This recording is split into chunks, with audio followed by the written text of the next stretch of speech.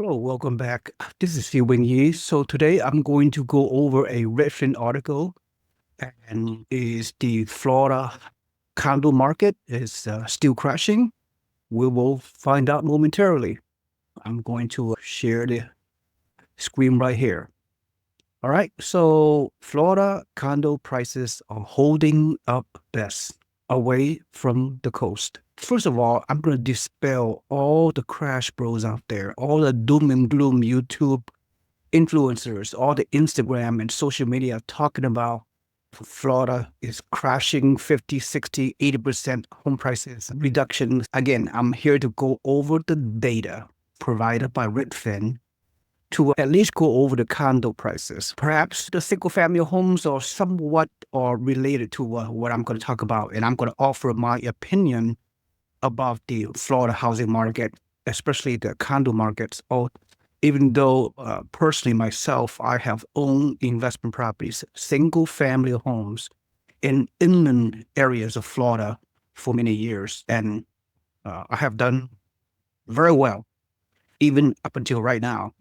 In fact, my insurance costs or some of my rental properties in inland single family home in inland areas in Central Florida, the premiums are very low, and our houses were not affected by the hurricane and flood risk, all those kind of things. Just so you know, not just myself, hundreds of my investors over the years have guided them, I have mentored them, and they have purchased single family homes, new constructions in inland areas, away from the hurricane, away from flood risk, flood zones, and we have done fine. Our property have either stabilized in prices or has gone up over many years, including the past few years. Just so you know, that's the facts. All right, but I'm going to talk about condo prices mainly and what's going on over in Florida. So condo prices are up 5% year over year in inland Florida, but down a respectable 5 and 3% on Florida's Gulf Coast and Atlantic Coast. Inland Florida tend to have newer condos which haven't yet had to comply with the new rules that have driven up HOA fees elsewhere in the state. It also has less natural disaster risk and lower insurance costs. So, yep, that's the fact. You have to know what location. So every location is hyper local. You cannot just generically mention an entire region, such as state of Florida, and claim whatever.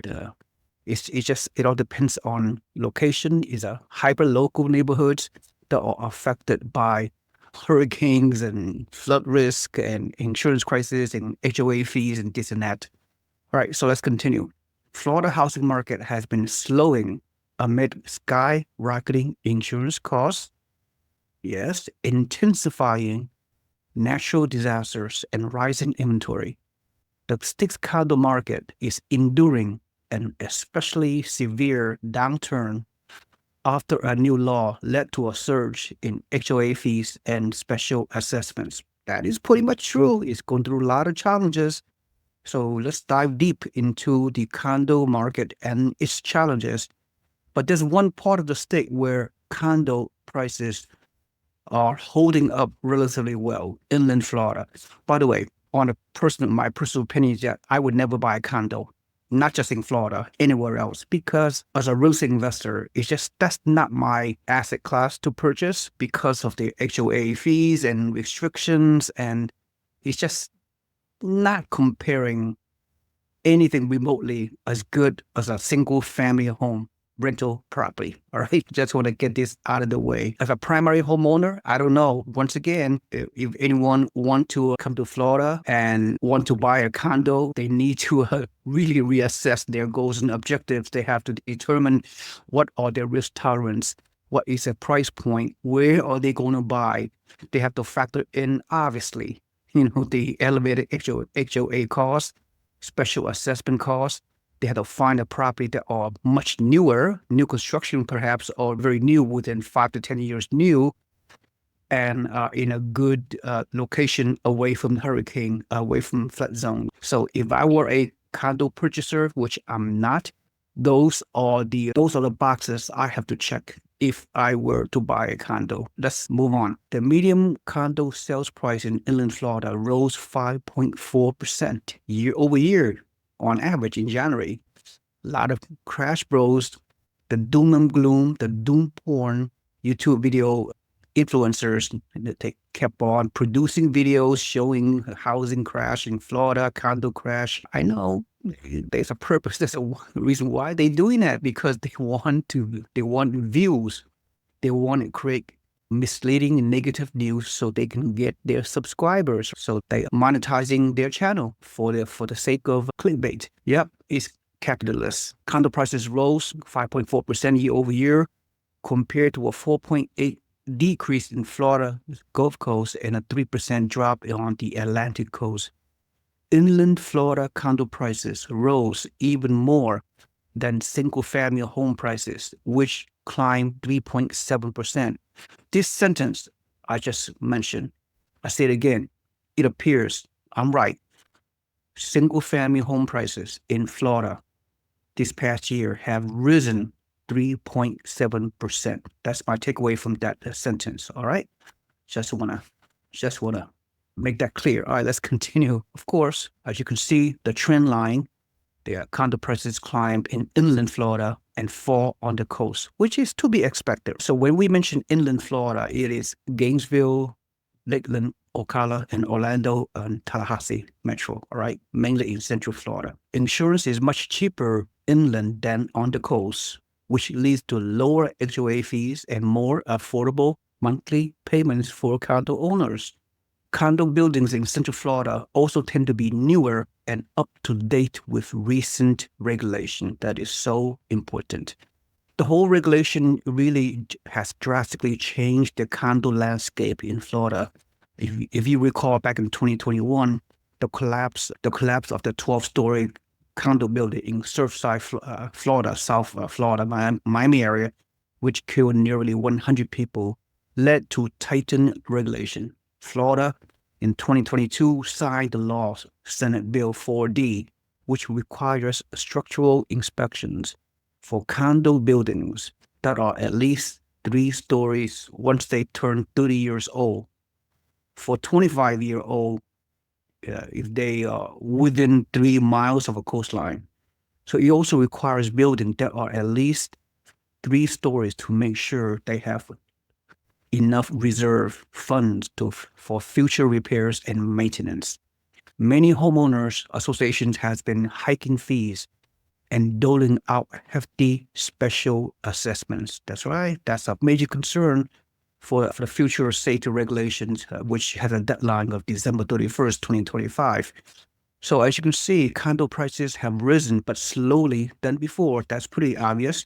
So ever since 2013, we're talking 12 years ago, the condo prices in Florida have been steadily rising year over year, all the way and skyrocketed back in 2021 during the peak pandemic housing boom in 2021, 2022. Then, just like the rest of the nation, housing prices corrected and stabilized once the mortgage rate has increased from 3% to 8% in the second half of 2022, and the mortgage rate has remained elevated since the latter part of 2022 at around 7% as we speak. All right, so here has gone down a little bit the last 6 months.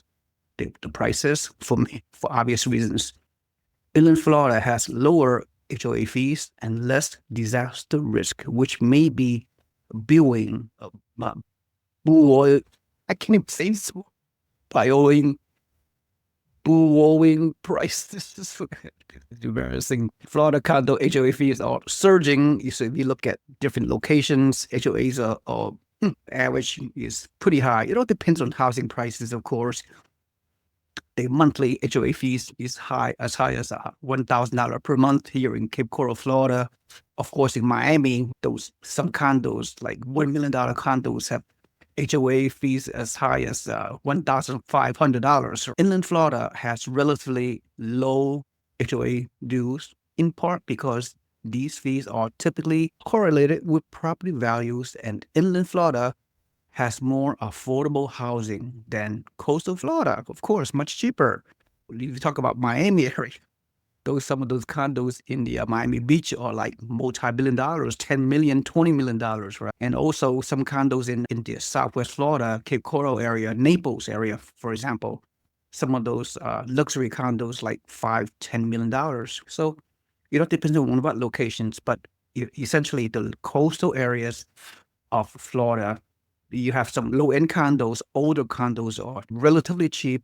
Then you have high-end luxury condos that are very expensive up and down the coast of Florida all over. So just 4.8%. Let's go over this. Inland Florida has relatively low HOA fee dues in part because these fees are typically correlated with property values, and inland Florida has more affordable housing than coastal Florida. But it's also likely because the region faces lower risk from natural disasters.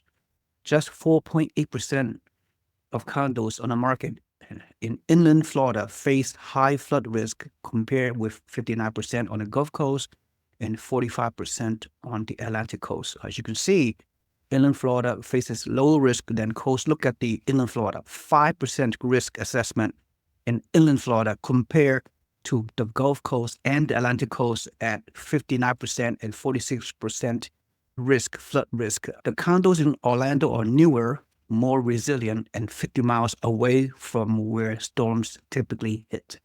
Inland Florida has a higher share of new and low-rise condo buildings, which may be, here we go again, booming prices. Did I say that right? Please comment below. I don't know. Inland Florida tends to have newer condos than the coast. As you can see, 71%, 57%, and 46% in inland Florida. And HOA dues are already rising across inland Florida, also in part because many condo towers have had to increase their reserves under the new law, which for these reasons, some owners are putting their condos up for sale now, which is one reason why inventory is surging. Inland Florida have seen biggest gain in condo inventory, biggest drop in sales. One example, like here, there are one example in downtown Orlando, as quoted by this sales agent. There are 25 listings in Orlando recently, and only 4 are under contract. Condo owners are trying to sell because HOA fees are rising, but a lot of house hunters aren't biting for that same reason. Single-family home market is holding up much better, with sales falling just 2.1% in inland Florida and rising respectively at 7.3% and 2.5% on the Gulf Coast and Atlantic coast. So again, the sales are doing well. The prices are doing well. Single family homes, especially inland Florida, which is, to me, is not surprising because over the years I own, like I said, mentioned before, many of my investors that I mentor, my students have purchased in Florida and other markets in the country, single family homes, new construction in the inland area, away from the hurricane, away from the flood zone. Therefore, our insurance premium on our single home residential properties in Central Florida are doing very well. We have not seen any significant insurance cost increases either. And of course, we have no HOAs in single family homes in Florida. So condos that do sell are the best one in the market, and there's competition for those, which may be one reason sale prices are resilient even though the market is slow. Right. So here's a takeaway. Again, takeaway is, yes, the Florida condo market is going to continue to go through a correction with the older homes, more than 30 years old, along the coast. They could have trouble selling. So they're going to have a continuing downward spiral in terms of condo prices. It's going to be very hard to sell. So that is the most stressful asset class in Florida, those older condos that are along the coastal areas of up and down Florida. And so this feel bad for those people in that situation. So prices will go very downward. So condo prices, newer condos in the inland areas, they will be more resilient and yet those HOA fees going to continue to go up. Insurance costs going to continue to go up. A lot of those owners, they're going to try to sell as well. So condos all over Florida, it's going to be affected. They're going to go through a correction for several years to come, more than several years to come. But my takeaway, the breakdown is single-family homes, newer residential single-family homes in inland areas are much more resilient. They're going to do fine. There's still a lot of demand for those homes from investors and for owner-occupied buyers as well. But the condos, I agree, but it's going to be a massive crash, 50, 60, 70% crash of those condos. Probably depends on what areas, but I would say, I don't know, I'm not going to guess 10, 20, 30% reduction of home prices, even more in certain areas. It is a very depressing market to say indeed, but to say it is an absolute housing crash, I wouldn't go that far, not just yet. Let's see how it plays out. If you have any value whatsoever from this video, please like and subscribe to my YouTube channel. And also put your email into my website so you can become a free member of our real estate investment network. So you'll learn more about real estate investments. Great. Thank you so much. I'll see you next time. Bye-bye.